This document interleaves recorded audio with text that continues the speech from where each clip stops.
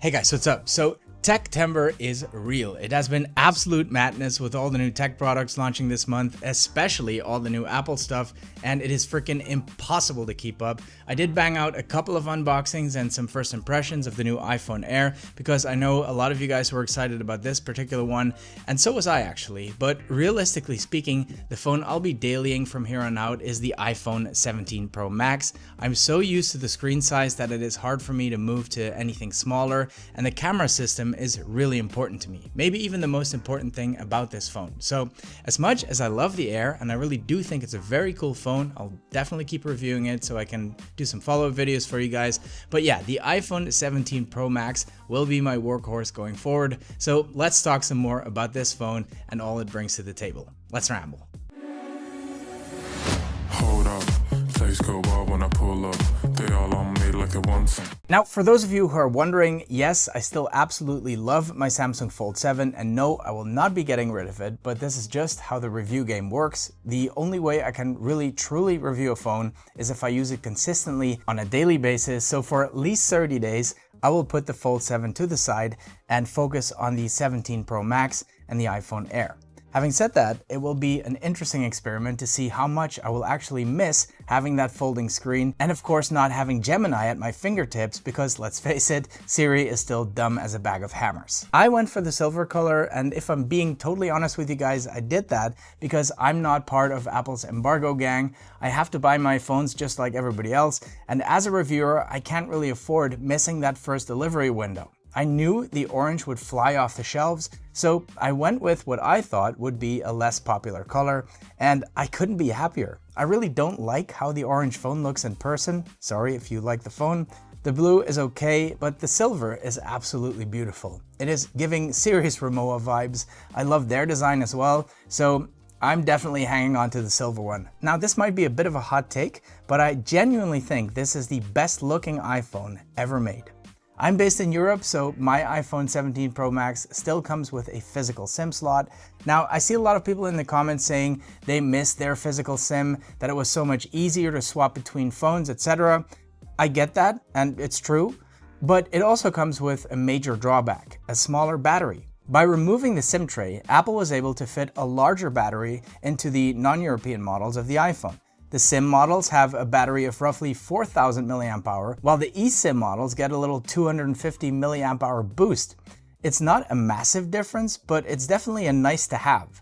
Apple claims 39 hours of video playback, up from 33 hours on the 16 Pro Max, but take that with a massive grain of salt. We all know the testing conditions when they come up with these numbers: dimmest display possible, low power mode, cool, perfect environment, etc., etc.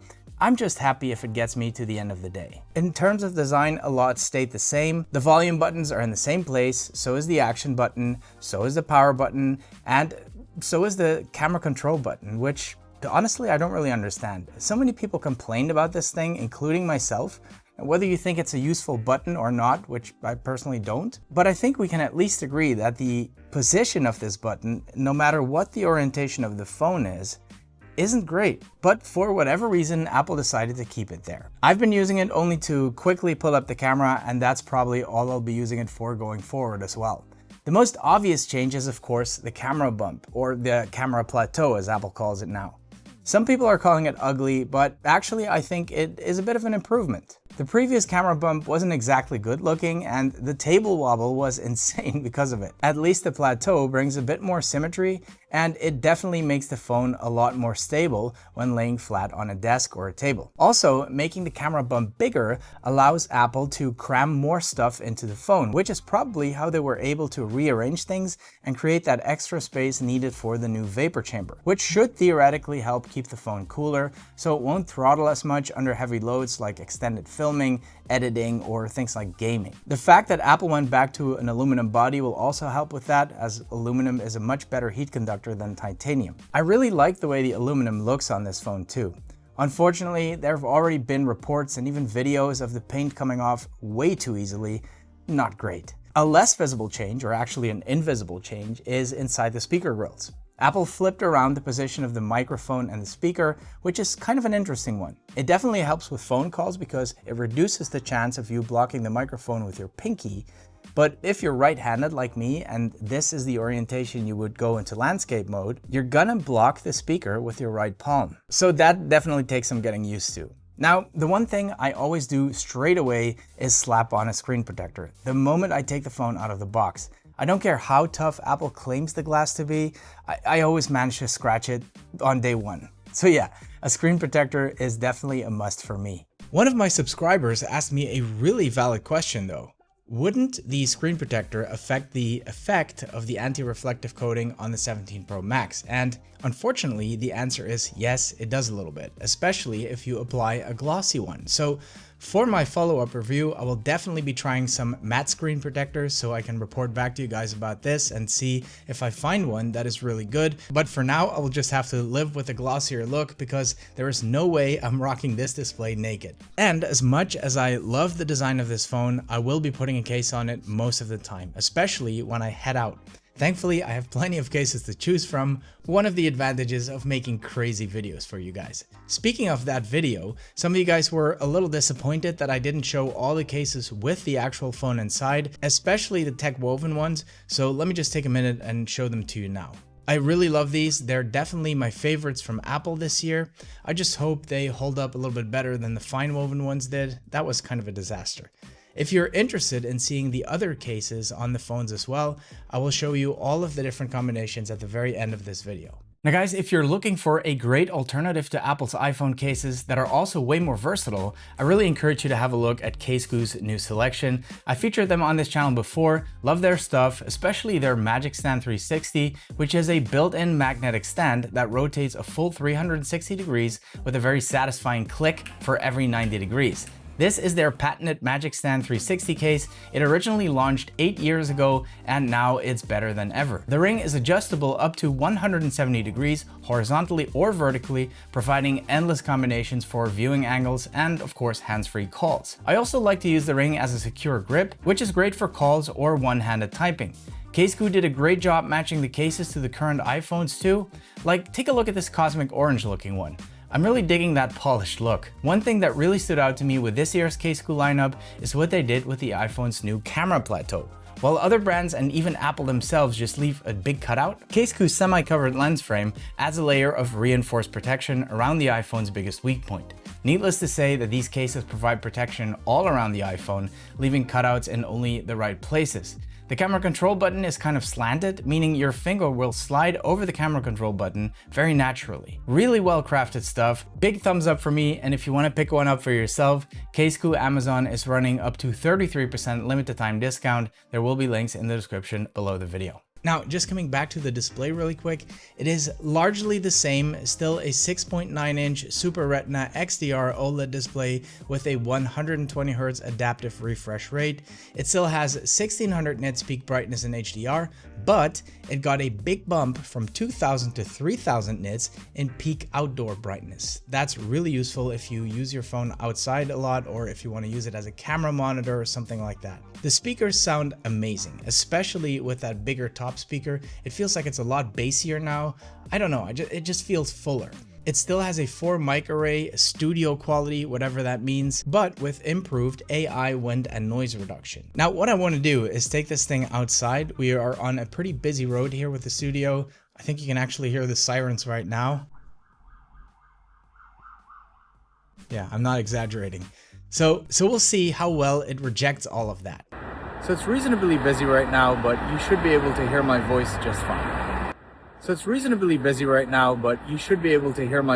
just fine. Let me know in the comments, what do you think? Now, I really need to mention the new AirPods Pro 3s here. The call quality on the AirPods Pro 2 was already really good, but the Pro 3s seem to be even better. By the way, I will definitely be reviewing these buds. I'm so impressed with how good they are. Best in class noise cancelling, great improvement over the Pro 2s, and like I said, those were already pretty amazing. Right, and that brings us to the meat and potatoes of this phone, the reason why a lot of people choose one of the Pro models, and that is of course the camera system. And there's a lot to talk about here. But for the purpose of this video, I'll try to keep it brief because the camera on the 17 Pro Max is so interesting that it kind of deserves its own video. Anyway, I wanted to at least touch upon some of the new features, starting off with the big bump in resolution. All three cameras are now 48 megapixel fusion cameras, which is kind of like having 8 different focal lengths. Specifically, you've got a main wide camera at around 24 millimeters, an ultra wide at about 13 millimeters, and a telephoto that can hop between 100 and 200 millimeters equivalent. If you then add the different zoom levels, you end up with about 8 different focal lengths in total. Basically, it gives you a lot of flexibility without losing too much of the image quality. Apple also added dual capture, which is a very cool feature whereby you can use the front and the rear cameras simultaneously, and that is really useful for creators, especially for things like Instagram and TikTok, but it can also be useful if you want to show something to a friend or a family member while keeping yourself in the frame as well. The tech is not new. I've enjoyed using this feature on my Samsung devices before, but I'm glad to see that Apple's implementing it as well. We got ProRes RAW, which I'm sure my fellow video nerds will appreciate, although you will need certain apps to unlock it. And if you want to shoot in the highest formats, you'll also need an external drive to store those massive video files on. Thankfully, there are plenty of iPhone-friendly options out there, like this little SanDisk one I featured on the channel a while back. Now, the front-facing camera got some big upgrades as well, and you really don't need to be a camera nerd to appreciate those. First of all, there's a substantial bump in resolution going from 12 to 18 megapixels. We now have center stage for photos and videos, and Apple introduced ultra stabilized video, and that makes a lot of sense because with this higher resolution, the selfie camera is much more suitable to use for vlogging, and the last thing you want when you're vlogging is have shaky footage. But maybe the most interesting new feature on the front-facing camera is the new square sensor, which makes it possible to shoot both horizontal and vertical footage without having to rotate your phone. It is quite similar to what is known as open gate shooting in the camera community, whereby the camera lets you make use of the entire sensor, and then later you can decide whether you want to crop it into 19:6 or 16:9 or another resolution. I'm a little bummed that Apple didn't implement this on the rear cameras too, which are the better cameras. You can do something similar here, but you will need a third-party software like the Blackmagic camera app, and even then it's quite limited. Having a simple button there to switch between aspect ratios is really useful, and I'm really hoping that it will come to those cameras as well. By the way guys, I'm actually shooting this entire last section on the iPhone 17 Pro Max. Let me know in the comments if you noticed. I'm really curious. I realize I didn't talk about the chip, but what can I really say? The A19 Pro is a better chip with more cores. We also have more RAM. Now you know. As promised, I'm going to leave you with some footage of all of Apple's cases on the actual phone for those of you who asked for it. I look forward to reporting back to you once I've spent some more time with this phone. Meanwhile, please do let me know what you want to see next, the Apple Watch Ultra 3 or the new AirPods Pro. Oh, and if you made it all the way to the end, you're a real one and I appreciate you. See you in the next one.